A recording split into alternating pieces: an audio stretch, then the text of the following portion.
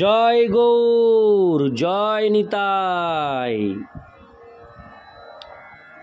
আজ পয়লা আষাঢ় 1431 ও 16ই জুন 2024 রবিবার। আজ আমি শ্রী চৈতন্য চরিতামৃত পাঠ করছি। আজ আমি পাঠ করছি শ্রী চৈতন্য চরিতামৃতের আদি লীলা পঞ্চম পরিচ্ছেদ শ্রী নিত্যানন্দ তত্ত্ব নিরূপণের শ্লোক 41-এর শেষ অংশ অর্থাৎ পঞ্চম অংশ। नारायण हे नारायण भवभयहरणं नारायण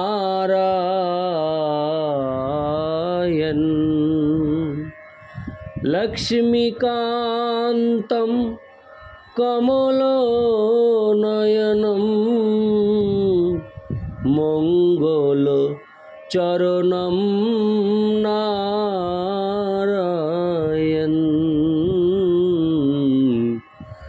नारायण हे नारायण भवभयहरणं नारायण। श्लोक 41। वासुदेव संकर्षण प्रद्युम्नानिरुद्ध द्वितीय चतुर्भुज এই তুরীয় বিশুদ্ধ। শ্লোকার্থ। বাসুদেব, সংকর্ষণ, প্রদ্যুম্ন ও অনিরুদ্ধ হচ্ছেন দ্বিতীয় চতুর্ভুজ। তারা পূর্ণরূপে বিশুদ্ধ ও চিন্ময়। তাৎপর্য আমি পঞ্চম অংশ পাঠ করছি। তাৎপর্য: পরম তত্ত্বজ্ঞান সমন্বিত বৈদিক শাস্ত্রের বর্ণনা অনুসারে সংকর্ষণ, প্রদ্যুম্ন ও অনিরুদ্ধের মধ্যে পরমেশ্বর ভগবানের সমস্ত শক্তি পূর্ণরূপে রয়েছে। বৈদিক তত্ত্বজ্ঞান অভ্রান্ত, সুতরাং তা নিয়ে কোনো তর্ক করা চলে না। তাই এই চতুর্ভুজকে কখনোই জীবতত্ত্ব বলে মনে করা উচিত নয়। তারা সকলেই হচ্ছেন ঈশ্বর এবং তারা সকলেই জ্ঞান, ঐশ্বর্য, শক্তি, বীর্য, তেজ প্রভৃতি ষড়ৈশ্বর্য সম্পন্ন। অতএব পঞ্চরাত্রের সিদ্ধান্ত কোনো মতেই ভ্রান্ত নয়। যারা যথাযথভাবে পঞ্চরাত্র শাস্ত্র অধ্যয়ন করেনি তারাই কেবল মনে করে যে জীবের উৎপত্তি সম্বন্ধে পঞ্চরাত্রের মতো শ্রুতি বিরুদ্ধ। এই প্রসঙ্গে আমাদের শ্রীমদ্ ভাগবতের বিচার মেনে নিতে হবে, যেখানে বলা হয়েছে পরমেশ্বর ভগবান, যিনি বাসুদেব নামে পরিচিত এবং আশ্রিত ভক্তদের প্রতি অত্যন্ত স্নেহপরায়ণ, তিনি চতুর্ভুজ রূপে নিজেকে বিস্তার করেন। এই চতুর্ভুজ তার আশ্রিত তত্ত্ব, অথচ সর্বতোভাবে তার থেকে অভিন্ন। পুষ্কর সংহিতায় বলা হয়েছে, যে সমস্ত শাস্ত্রের নির্দেশ দেওয়া হয়েছে ব্রাহ্মণদের আরাধ্য হচ্ছেন পরমেশ্বর ভগবানের চতুর্ভুজ রূপ, তাদের বলা হয় আগম। প্রামাণিক বৈদিক শাস্ত্র, সমস্ত বৈষ্ণব শাস্ত্রে বলা হয়েছে এই চতুর্ভুজের আরাধনা পরমেশ্বর ভগবান বাসুদেবের আরাধনারই মতো, যিনি ষড়ৈশ্বর্যপূর্ণ বিভিন্ন প্রকাশের মাধ্যমে তার ভক্তদের স্বধর্মের আচরণের ফল উৎসর্গরূপ আরাধনা গ্রহণ করেন। নৃসিংহ, রাম, শেষ ও কূর্ম আদি অবতারদের অর্চনার ফলে সংকর্ষণ আদি চতুর্ভুজ অর্চনের স্তরে উন্নীত হওয়া যায়। সেই স্তর থেকে বাসুদেব নামক পরম ব্রহ্মের অর্চনের স্তরে উন্নীত হওয়া যায়।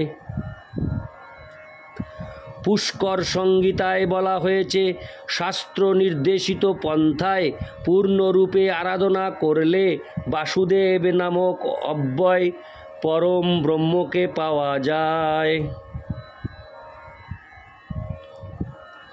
শঙ্কর্ষণ, প্রদ্যুম্ন ও অনিরুদ্ধ পরম ব্রহ্ম বাসুদেবেরই মতো, কেননা তারা সকলেই অচিন্ত শক্তি সম্পন্ন এবং ইচ্ছা করলে বাসুদেবের মতো চিন্ময় রূপ ধারণ করতে পারেন। শঙ্কর্ষণ, প্রদ্যুম্ন ও অনিরুদ্ধের কখনো জন্ম হয় না, কিন্তু তারা বিভিন্ন অবতার রূপে তাদের শুদ্ধ ভক্তদের কাছে নিজেদেরকে প্রকাশিত করতে পারেন। এটি হচ্ছে সমস্ত বৈদিক শাস্ত্রের সিদ্ধান্ত। ভগবান যে তার অচিন্ত শক্তির প্রভাবে তার ভক্তদের কাছে নিজেকে প্রকাশিত করতে পারেন, সেই সিদ্ধান্ত পঞ্চরাত্র বিরুদ্ধ নয়।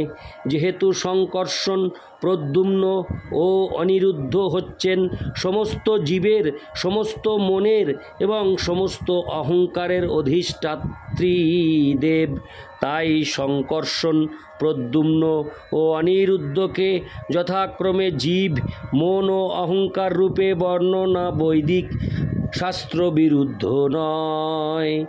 এই নামগুলি অধিষ্ঠাত্রী দেবের দ্যোতক, ঠিক যেমন ব্রহ্মকে কখনো কখনো আকাশ ও জ্যোতি বলে বর্ণনা করা হয়।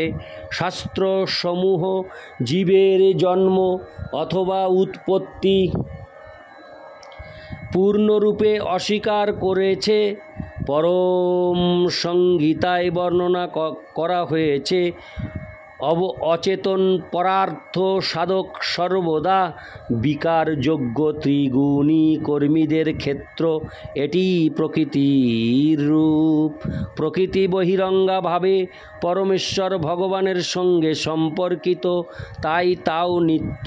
প্রতিটি সংহিতায় জীবকে নিত্য বলে স্বীকার করা হয়েছে এবং পঞ্চরাত্রে জীবের জন্ম সম্পূর্ণভাবে অস্বীকার করা হয়েছে।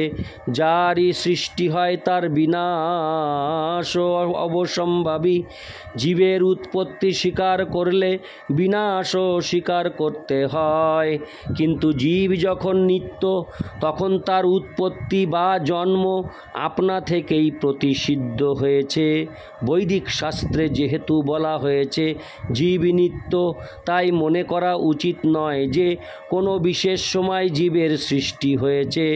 পরম সংহিতায় শুরুতে স্পষ্টভাবে বর্ণনা করা হয়েছে যে জড়জগৎ নিরন্তর পরিবর্তনশীল, তাই উৎপত্তি বিনাশ আদি সংজ্ঞাগুলি কেবল জড়জগতের ক্ষেত্রেই প্রযোজ্য।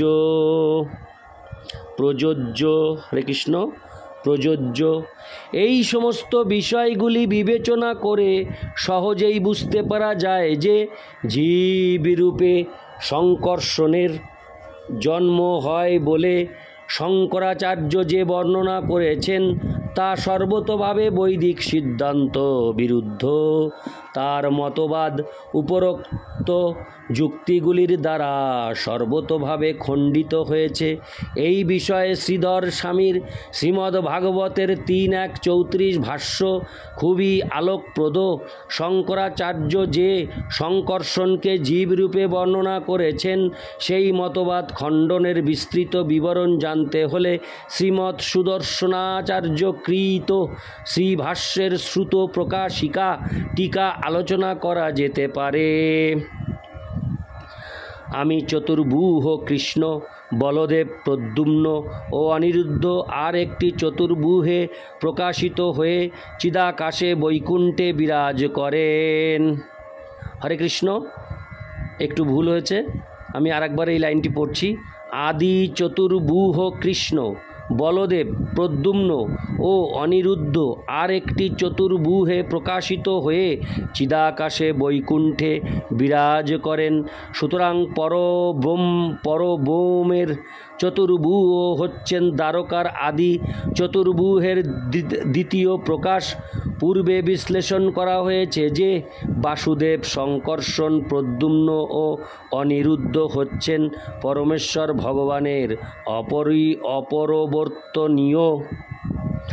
অপরিবর্তনীয় অংশ প্রকাশ, যাদের সঙ্গে প্রকৃতির গুণের কোনো সংসর্গ নেই।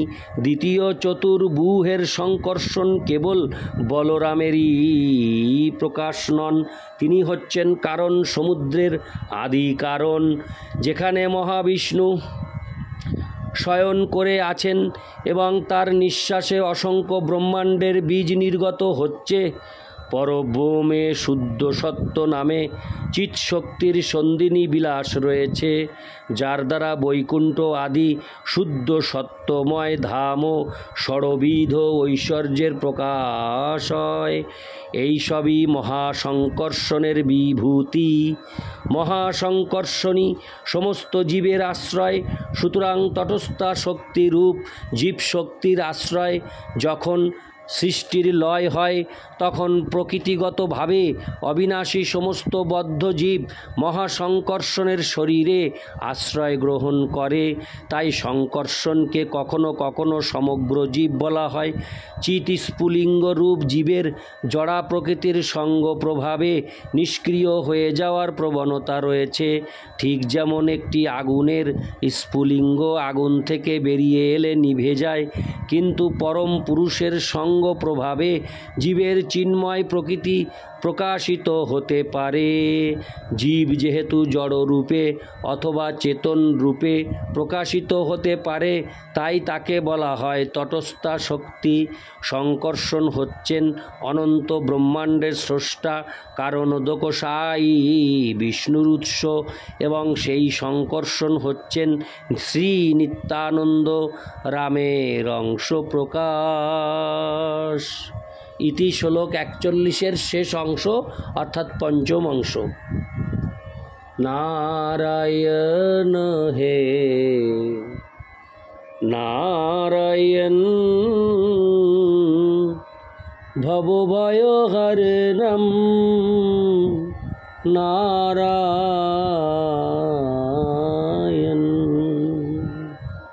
জয়